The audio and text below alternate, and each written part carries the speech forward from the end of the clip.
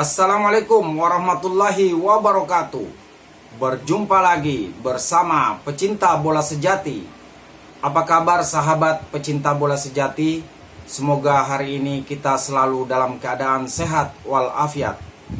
Hari ini saya akan memberikan video pengaruh Patrick Kluivert terhadap pemain naturalisasi. Untuk mengikuti informasinya lebih lanjut, mari kita simak videonya bersama-sama. Di tengah gemuruh yang masih belum usai, jangan lupa kalau Timnas Indonesia masih punya misi penting di round 3 dengan 4 laga tersisa. Mau tak mau, kalau ingin peluang itu terbuka, ya harus bisa tampil maksimal. Yang mana salah satu caranya udah pasti menambah pemain keturunan yang punya nilai tambah buat tim. Sejauh ini, setelah Ole Romeni, Jero adalah nama yang kabarnya sedang diusahakan biar cepat. Meskipun begitu, kita nggak boleh lupa kalau masih ada nama Pascal Schreik yang terus mendapatkan bujuk rayu dari netizen untuk gabung ke timnas. Nah, menurut jurnalis Belanda, Denny van Laar, masuknya Patrick Kluivert kabarnya akan segera melakukan pendekatan ke pemain-pemain diaspora lainnya, yang mana salah satunya adalah Pascal Schreik. Dan bukan tak mungkin, pengaruh Kluivert dalam waktu dekat akan membuat Pascal memantapkan hatinya untuk membela timnas Indonesia. Jika itu terjadi, sungguh kedalaman skuad timnas Indonesia dirasa sangat bisa untuk bersaing konsisten menembus level dunia. Melihat gimana perjuangan timnas Indonesia untuk menggapai mimpi ke panggung dunia, walah asli beneran, berat banget. Mulai dari direcokin sama para haters dalam negeri yang coba membuat situasi keruh, kemudian tergabung di grup neraka, plus jangan lupa, kita masih punya urusan sama Bahrain beserta AFC. Yap, bersama kesulitan pasti ada kemudahan. Di tengah segala hal berat yang terjadi, pasti di situ akan ada jalan buat Indonesia melangkah lebih jauh. Dan untuk sekarang ini, please banget gak usah terpengaruh sama media-media ataupun pihak-pihak yang cuma ingin memanfaatkan situasi demi kepentingan pribadi. Fokus aja sama hal-hal yang terkait perkembangan tim nasional.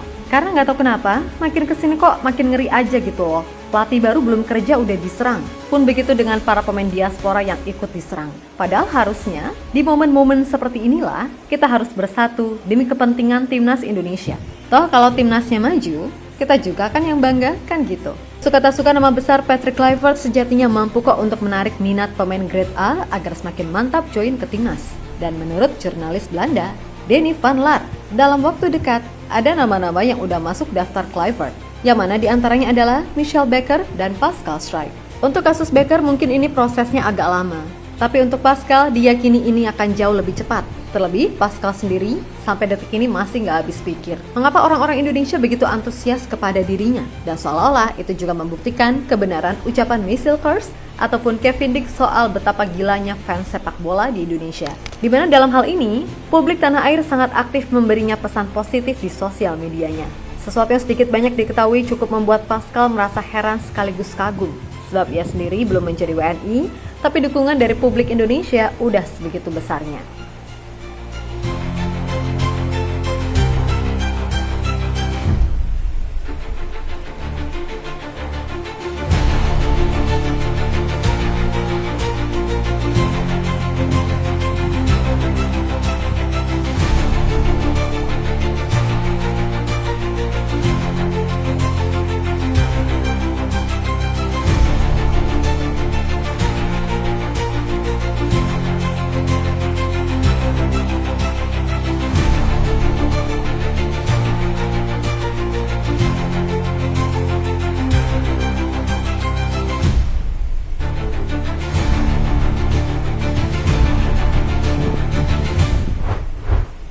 Yap, melihat sikon yang ada, tentu saja dengan kondisi timnas sekarang yang dilatih oleh nama besar seperti Kluivert, serta diisi juga pemain-pemain yang secara level berkualitas, diyakini membuat peluang Pascal untuk join ke Indonesia sangatlah terbuka. Terlebih di timnas Belanda, Ronald Koeman sama sekali belum tertarik memanggil dirinya. Maka dari itu, sama seperti Kevin Dix, keputusan bermain untuk Indonesia adalah yang paling realistis. Apalagi melihat kekuatan timnas Indonesia serta peluang buat lolos ke Piala Dunia juga ada. Bukan tak mungkin, Pascal bakal memantapkan hati untuk menjadi WNI. Bukannya apa-apa, pemain sekelas Maarten Pas, Michel Kers, dan Jesus yang secara kemampuan dan usia sangat bisa menembus timnas Belanda, tapi lebih memilih gabung Indonesia. Berarti kan emang ada sesuatu yang menarik, kan gitu.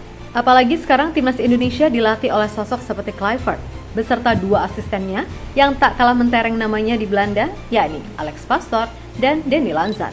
Serta jangan lupa, Sorotan dari media yang begitu besar membuat timnas Indonesia selain dinilai sebagai tim paling progresif, juga sebagai tim terseksi di kawasan Asia, sehingga membuat siapapun pemainnya juga otomatis kena sorotan besar. Nah, jika Pascal bisa ikutan join, bukan nggak mungkin loh pemain lain seperti Miliana Jonathans, Jaden Osterwolde, hingga Ian Maatsen akan lebih mempertimbangkan Indonesia.